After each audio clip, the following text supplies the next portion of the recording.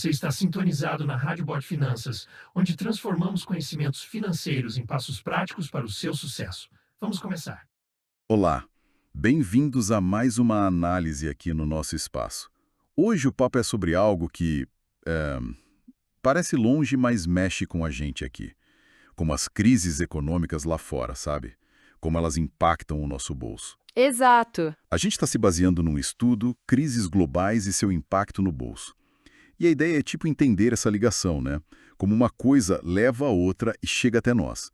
Já parou para pensar que, sei lá, a quebra de um país distante pode mudar o preço do pãozinho aqui? É bem por aí. Então vamos mergulhar nisso. Olha, o ponto central que o estudo traz é a tal da interconexão. Hoje em dia, nenhuma economia está isolada, né? Verdade. Quando uma peça importante, tipo um país grande ou relevante, entra em crise, o efeito se espalha. Não tem jeito. E o estudo detalha bem como isso rola. A moeda desse país em crise, ela despenca. Aí os investidores ficam com medo, tiram o dinheiro de lá correndo. A famosa fuga de capitais. Isso. E eles buscam segurança, né? Quase sempre no dólar. Essa corrida para o dólar pode fazer ele subir aqui pra gente. E aí complica tudo. Pois é. Encarece o que a gente importa: gasolina, eletrônicos, peças para a indústria. E o estudo dá uns exemplos históricos ótimos, né? Lembra da crise asiática de 97? Começou lá na Tailândia. Nossa, sim. E foi se alastrando, né? Coreia do Sul, Indonésia. O mundo todo sentiu o baque. Ou a Rússia, em 98. Aquela moratória quase levou junto um fundo gigante americano, o LTTCM. O LTCM, nossa, lembro bem. Cheio de gente importante, ganhadores de Nobel. E precisou de resgate bilionário, um problema vindo da Rússia que deu um pânico danado em Wall Street. O estudo frisa bem isso. E o caso mais forte que o estudo analisa bastante é a 2008. Ah, sim, a crise do subprime. Isso. Começou com aquelas hipotecas de risco nos Estados Unidos. Parecia um problema só deles, né? Do setor imobiliário americano. E virou um tsunami global. Exatamente. Bancos quebrando, gente perdendo emprego no mundo todo. O Brasil sentiu bastante também. Uma coisa local que virou um desastre mundial. É impressionante ver esse padrão, né? Como um evento local pode ganhar essa escala global tão rápido. E o estudo mostra que não é só com superpotência, não. A Grécia, em 2010, com a crise da dívida, quase derrubou o euro. É verdade. E mais recente, a gente viu Turquia, Argentina, moedas derretendo, inflação nas alturas, fuga de investimento de novo. O ciclo se repetindo. Pois é, e aí, conectando os pontos, como o material faz, esse dinheiro que foge desses lugares, ele vai para onde? Portos seguros. Exato. Dólar, títulos do Tesouro americano. Isso valoriza o dólar ainda mais. E aí pressiona países como o nosso, os emergentes.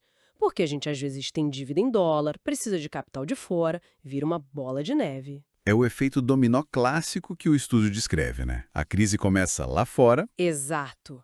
O medo se espalha globalmente, o dinheiro sai daqui, dos mercados considerados mais arriscados. nossa moeda desvaloriza, a inflação sobe, Aí o Banco Central talvez precise subir os juros para segurar a inflação, o crédito fica mais caro, o consumo cai as empresas faturam menos, podem cortar empregos, recessão. e a conta chega. Direto no nosso bolso.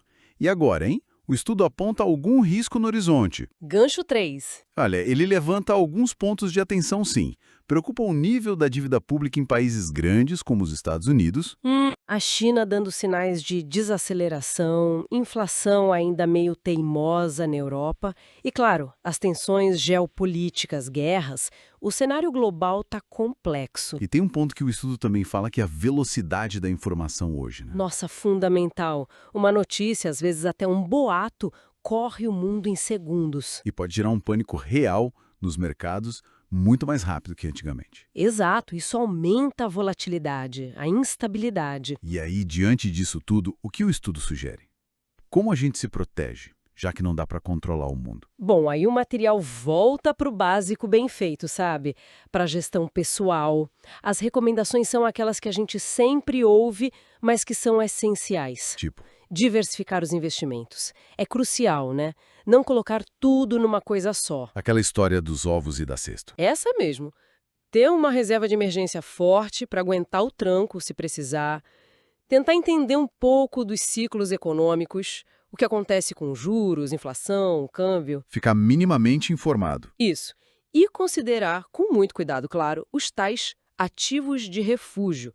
Aqueles que costumam ir bem na crise, tipo dólar, ouro, mas, óbvio, sem cair em modismo ou em promessa de dinheiro fácil. Entendi.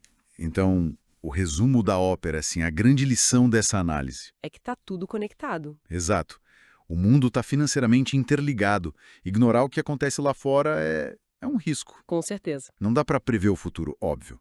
Mas dá para entender melhor as forças que estão agindo, né? E como elas chegam até aqui. Como o estudo fala de forma bem direta, quando a economia de um país afunda, o mundo inteiro sente. E o bolso também. Não tem como escapar muito disso. E fica uma provocação final aqui pensando nisso que a gente falou da velocidade da informação, né? Será que hoje em dia a percepção de uma crise, Interessante. sabe? Aquela narrativa que se cria, que é amplificada por rede social, notícia o tempo todo, será que essa percepção não pode acabar sendo tão ou até mais prejudicial para os mercados e para o nosso dinheiro do que a própria crise econômica real que começou tudo?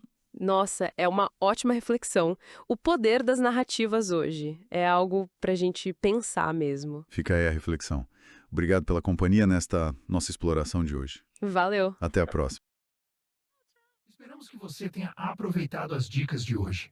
Fique ligado na Rádio Bot Finanças para continuar evoluindo na sua jornada. Até o próximo.